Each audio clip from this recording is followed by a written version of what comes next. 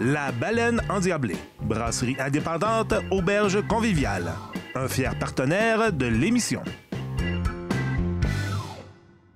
Ben, j'ai l'honneur de t'introduire un groupe pour commencer l'épisode. Le groupe s'appelle Misk. Hey, attends, il faut qu'on commence l'épisode avant.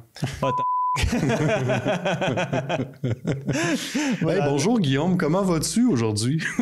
Ça va un peu trop bien, je suis mêlé. Ben oui. Hey, ça a l'air que tu as vu des oiseaux incroyables tantôt sur ton chemin. Raconte-moi ça. Je crois avoir vu 4 buses à queue rousse, qui est un oiseau de proie pas commun, disons. Oui, qu'il y en a au Québec, mais qu'on n'a pas la chance d'en voir tous les jours. Ouais. Puis je les ai vus là, sur 5-6 km. Là. J'en voyais un, puis un autre, puis un autre. T'es sûr que c'était pas tout le temps le même?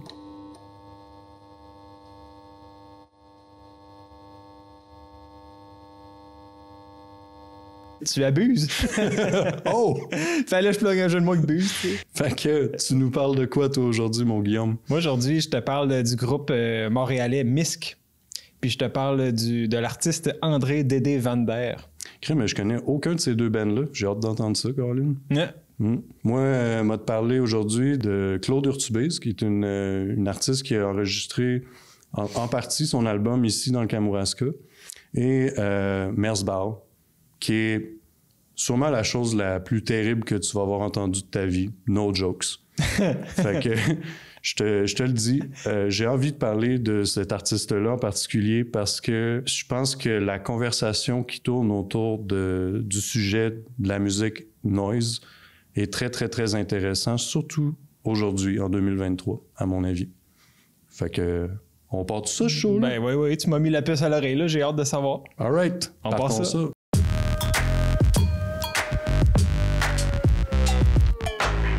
Fait que là, Carl, si je comprends bien, pour nos auditeurs, ce qu'on s'apprête à entendre comme discussion, c'est intéressant, mais ce qu'on s'apprête à entendre comme musique, ça donne envie de changer de poste. Fait que c'est là qu'il faut dire « changez pas de poste », c'est ça? Oui, c'est un peu ça. C'est vraiment un challenge que je vous apporte aujourd'hui. Comment pourrais-je commencer cette conversation-là? La musique est composée d'un range de fréquences qui est très petit, finalement.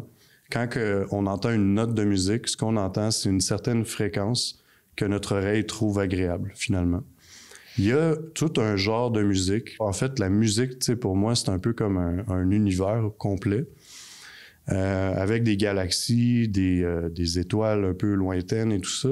Puis, il y a probablement une limite à l'univers. Il y a certainement un endroit où ça arrête. Le noise tel que je vais le décrire aujourd'hui, c'est pas mal aux confins de l'univers. Il n'y a pas grand-chose qui peut aller plus loin que ça, parce que somme toute, c'est du bruit. C'est des artistes qui, généralement, vont focusser sur ça, sur le côté bruitiste de la musique. Il y a eu certains artistes dans le passé, comme au milieu du 20e siècle, qui ont essayé des choses. Je pense à John Cage, par exemple, qui, lui, faisait de la musique expérimentale, puis une des pièces qu'il a fait, par exemple, c'est la tune 4 minutes 44.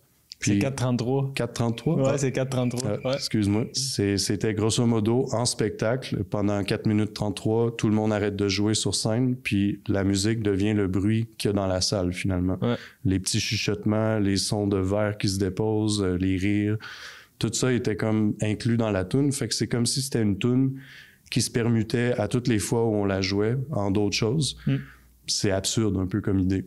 Mais en même temps, c'est très profond, à mon avis, parce que ça relativise qu'est-ce que c'est la musique, qu'est-ce que c'est le silence, c'est quoi qui est entre les deux, finalement. L'idée a quand même continué à faire son chemin, puis là, ben moi, j'ai envie de parler de Merzbow, qui est un artiste japonais, mais qui a commencé dans les années 80. Ce gars-là, il a 300 albums. C'est une personne, grosso modo, qui a commencé comme un artiste visuel, un artiste conceptuel, un peu.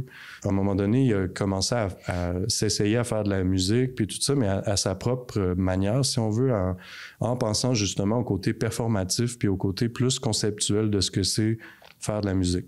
Moi, aujourd'hui, je vais parler de son album Pulse Demon.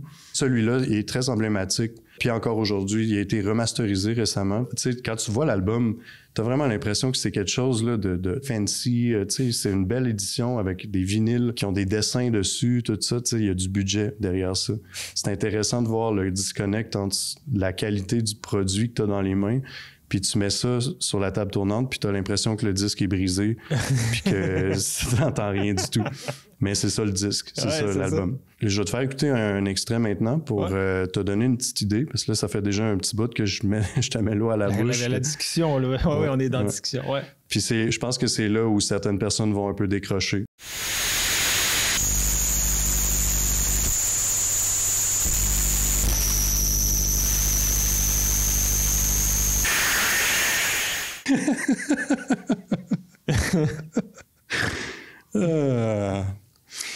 Pourquoi les gens aiment ça? Pourquoi il y a des gens qui écoutent ça? Pourquoi moi, ça m'a marqué d'entendre ça? Très bonne question. Il y a quelque chose de transcendantal quand tu te permets d'ouvrir ton esprit à cette musique-là.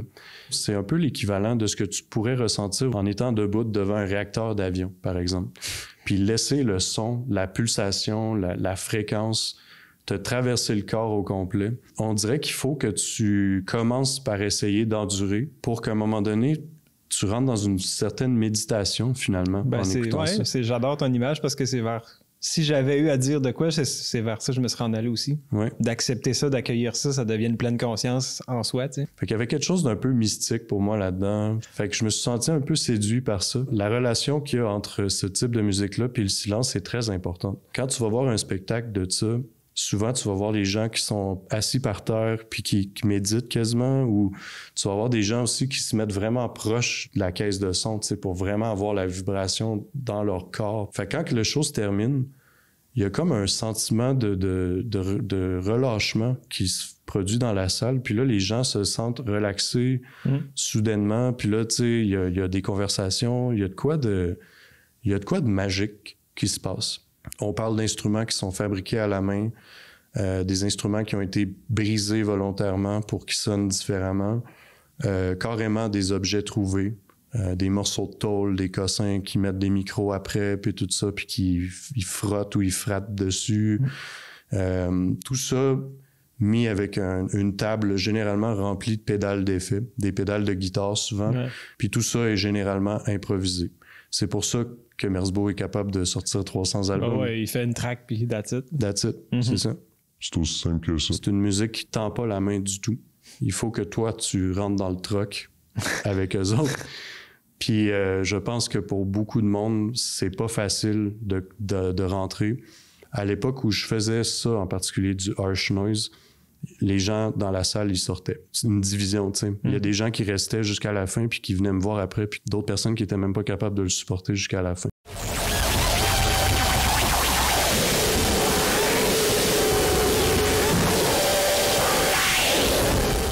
Bon, cette tune-là s'appelle Ultramarine Blues. Ça aurait pu s'appeler aussi Poussin coincé dans un aspirateur. Mais tu sais, je pense que je peux résumer tout ce que je viens de dire à écouter du noise, c'est comme à regarder un feu qui brûle. Tu peux pas t'attendre à ce que ça reste comme ça, ou tu peux pas t'attendre à voir des patterns dans le feu qui vont se répéter. Mais c'est beau. Puis ça fait mal aux oreilles.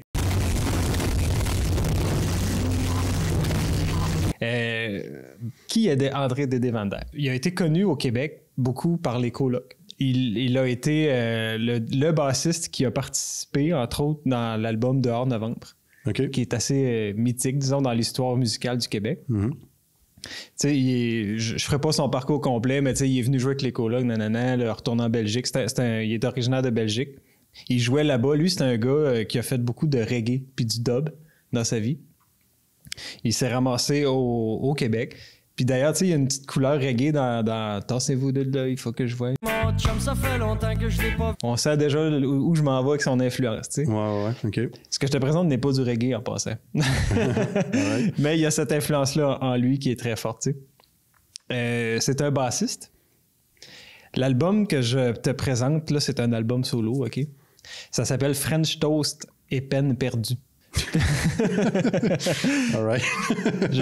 Si ma mémoire est bonne, c'est son deuxième album solo. C'est un album que je trouve qui mérite d'être découvert. Premièrement, le personnage mérite d'être découvert. Moi, j'ai eu la chance de le rencontrer parce que via mon groupe Warrior Orchestra, il est venu nous coacher, si je peux dire, pour notre lancement d'album qu'on a fait en 2021. Notre chanteur puis lui se sont mis chumés, à Petite-Vallée De fil en aiguille, tu sais, quand que Van Der allait... Lui, il habite à Mont-Louis. Là, c'est un détail important. Il est en Gaspésie à Mont-Louis. OK. Mais tu sais, il va faire des affaires à Montréal, tu sais, puis la Grande Route. Rivière-du-Loup, c'est bien placé entre les deux. Mon chum habite là-bas.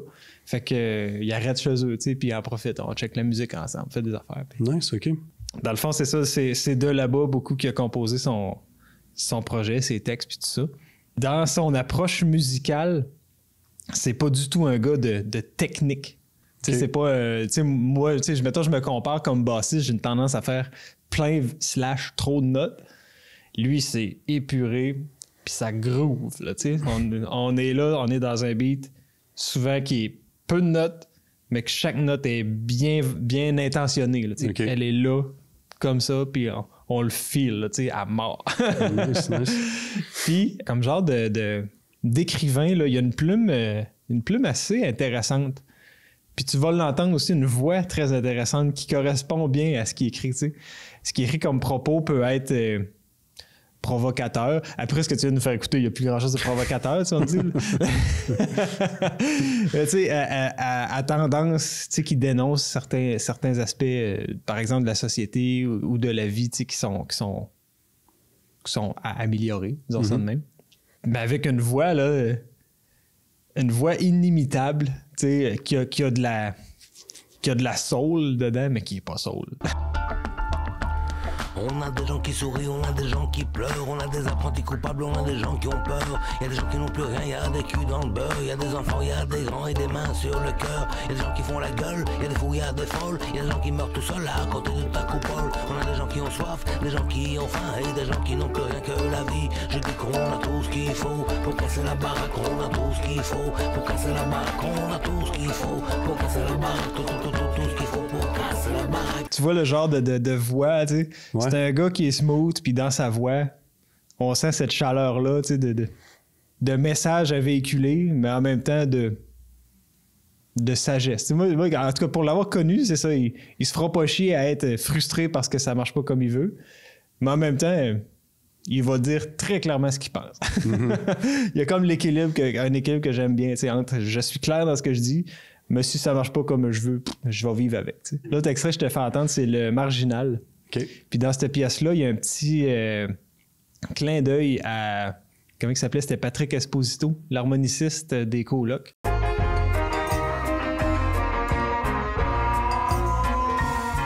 On dit que t'es marginal quand tu veux tout donner. Moi je dis que c'est pas normal de s'économiser. Y a pas de compte épargne pour stocker l'amour. Je le donne à qui qu'en veut, je le donne à tous les jours. J'ai passé toute ma vie à livrer des batailles. Tant pis si j'ai l'air fou d'un train qui déraille et dans les brancards. C'est ma façon à moi. Je resterai debout, je resterai tout droit. Je partirai seulement quand j'en aurai ma dose. Quand viendra le moment de la métamorphose. Je partirai seulement quand j'en aurai ma dose. Quand viendra le moment de la métamorphose. Là, elle parlait de la mort, là, la pièce, t'sais, puis en même temps, la petite référence, c'est que l'harmoniciste est bouddhiste. T'sais. OK. Puis il a comme choisi de mourir, en fait, là, dans l'histoire. Pas par suicide, mais il a accepté volontairement sa mort, puis c'est ça. Là. OK. Je vais partir quand j'en aurai ma dose.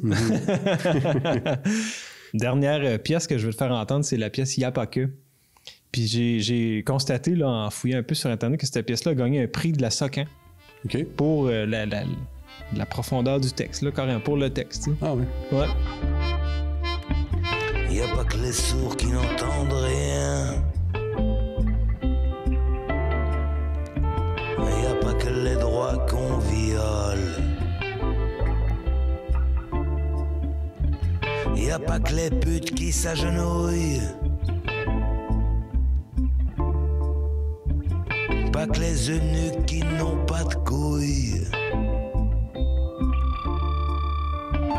Y a pas que Pinocchio qui ment. Cet album-là que je présente, c'est un album où il y a volontairement pas mis de colère dedans. Mais clairement, je pense que notre karma nous suit toujours. Hein, c'est que ça se peut qu'il y en ait. Je dis pas non. J'ai entendu de la contrebasse. T'as-tu participé à ça? Ou non? Non. Non. Ah, okay. Je peux pas être partout.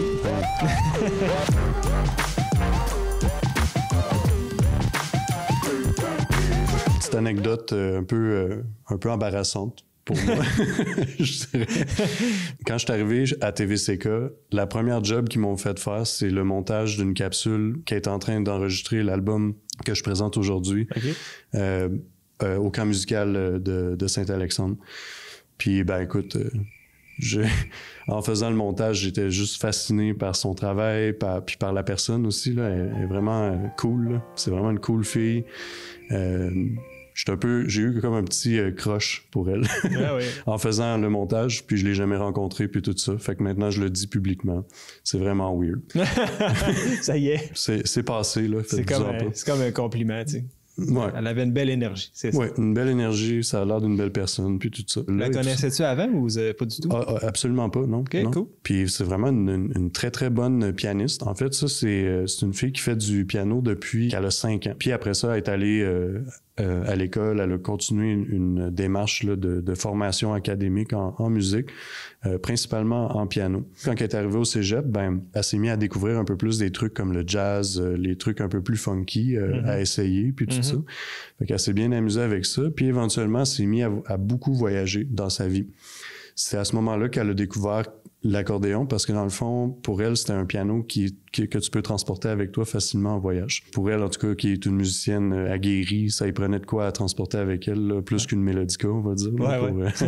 Fait que c'est ça, elle a découvert l'accordéon, puis d'autres instruments aussi, le chant, puis la composition jazz, puis tout ça, ça a été plus aussi au niveau académique qu'elle a fini par apprendre ça.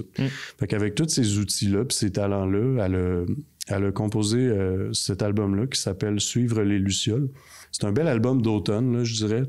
Encore l'automne? Encore, ouais. J'aime ça, ces albums-là, qui poussent un petit peu vers la mélancolie, mais en même temps, je trouve que il y a un beau range dans l'album. Là. Beaucoup d'influences de jazz, de contemporain, de crooning, du pop, même à la limite, parfois. Il y a même du rap à un moment donné, un cool rap.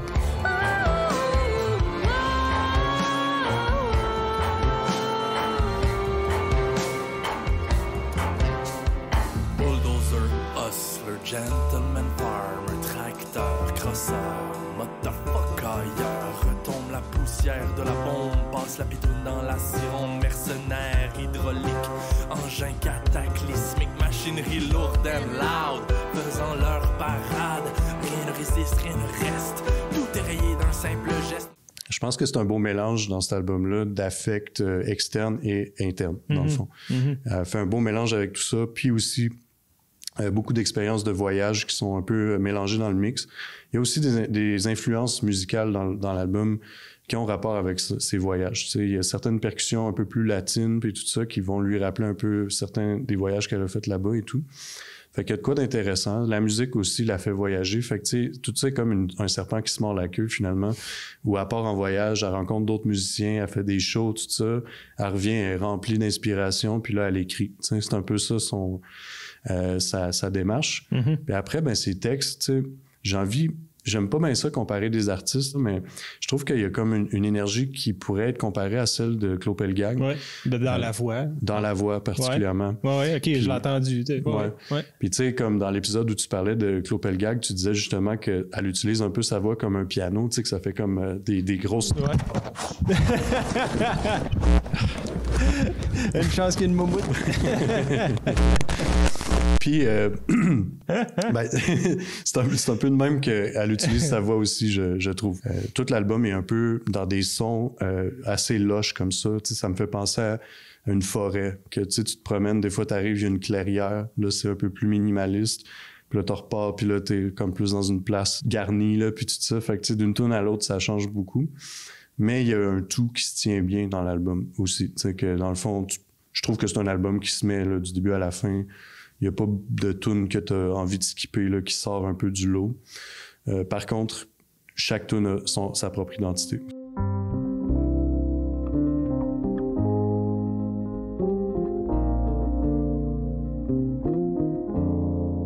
Je m'assure sous ton soleil que l'orage électrique de ton épiderme éclairera encore à mon réveil. Je suis trop aveuglée, tes rayons me bernent.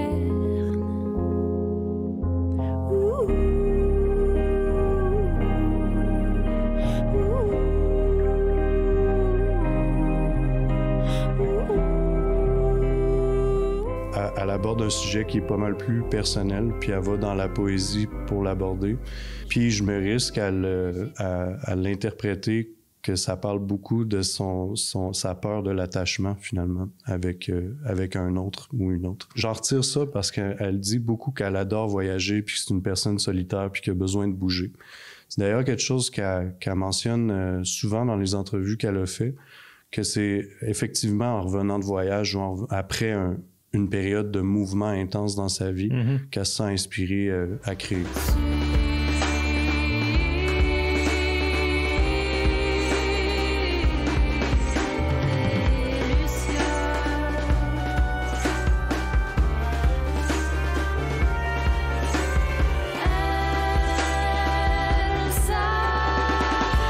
Très inspiré par la nature, fait qu'être dans la nature en écoutant cette musique-là, c'est la bonne place. Puis c'est important aussi de mentionner que la plus grosse partie qui a été faite au Studio Desjardins, c'était l'adaptation du travail pour un orchestre live. Donc, en tant que tel, on peut s'attendre à avoir des spectacles. Ah oui. L'album est sorti en 2022, ça commence à faire un petit moment, là, en janvier 2022. Mais quand même, d'après moi, ça va rouler pendant un bout. Puis après ça, tout ce qui va arriver, c'est qu'elle va retourner en voyage, puis après, elle va revenir, puis elle va nous faire un nouvel album qui va être délicieux autant que celui-là. Fait qu'allez voir ça, Claude Urtubise sur Bandcamp, tout le kit, là. Achetez la musique, ça vaut la peine. Nice. Penses-tu qu'elle va m'appeler quand elle va voir ça?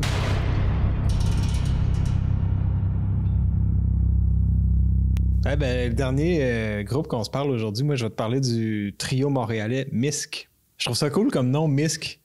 C'est un dérivé de... Là, je sais pas si mon anglais va être bien prononcé, de Miscellaneous. Ouais, Miscellaneous. Il faudrait peut-être l'écrire, là, Miscellaneous.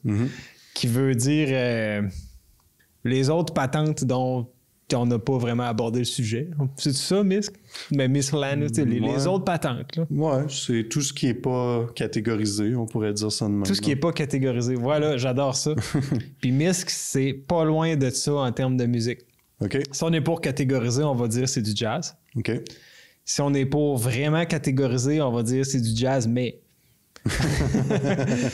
c'est du jazz, mais il y a de l'électro, mais il y a des tendances musique pop, mais il y a des tendances bruitage. On parlait de noise en début, tu sais, mais à moindre échelle, beaucoup. C'est un groupe qui cherche, je ne sais pas si c'est conscient ou non, à flouer les barrières de genre, tu sais. OK, ouais. Mais on est ancré dans un jazz quand même bien présent.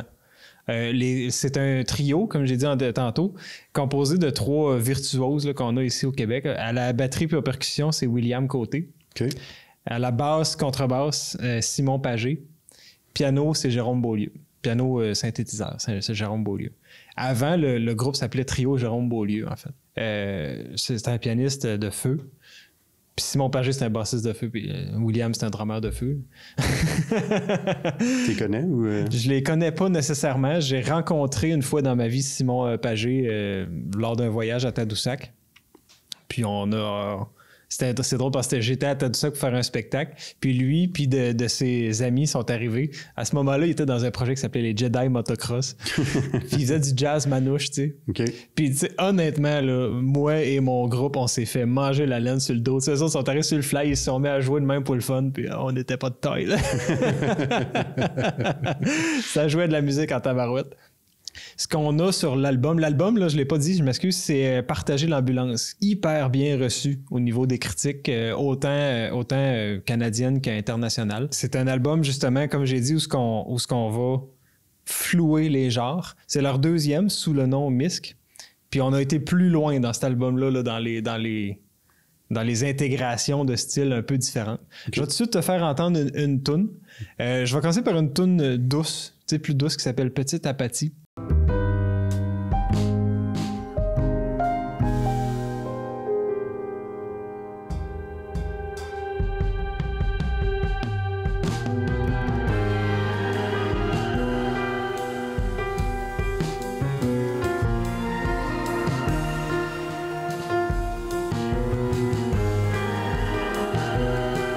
c'est un peu ça tout le long de l'album, c'est des surprises, tu sais, que crime, ils s'en vont là, tu sais. Dans le monde des possibilités qu'il y a dans la musique, les possibilités sont infinies dans la musique. Mais on dirait que quand on est sur un chemin, on s'attend pas toujours de se faire amener ce chemin-là, tu sais. Ouais. Des fois, on pense que ça va virer là ou là, mais là, c'est... on vire, le synthétiseur, tu sais, on l'a pas vu venir là. Ils sont habitués de jouer ensemble, ils ont une chimie vraiment évidente. C'est de la musique qui se dévore bien en album, en écoute à la maison.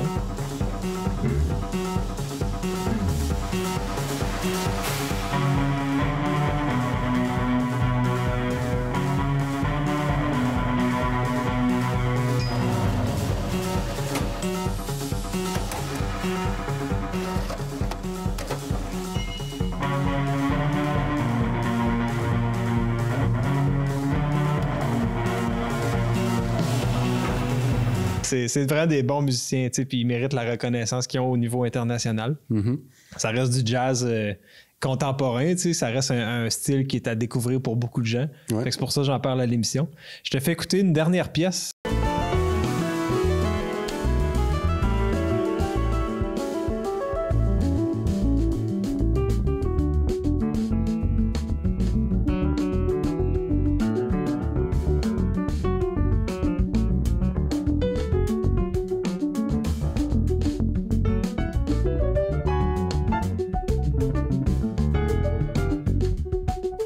Ben écoute, très intéressant. Franchement, Misk, pour moi, ça a été plus me chercher que l'autre, mais quand même, l'autre aussi, j'ai envie d'aller voir un peu plus loin que ça.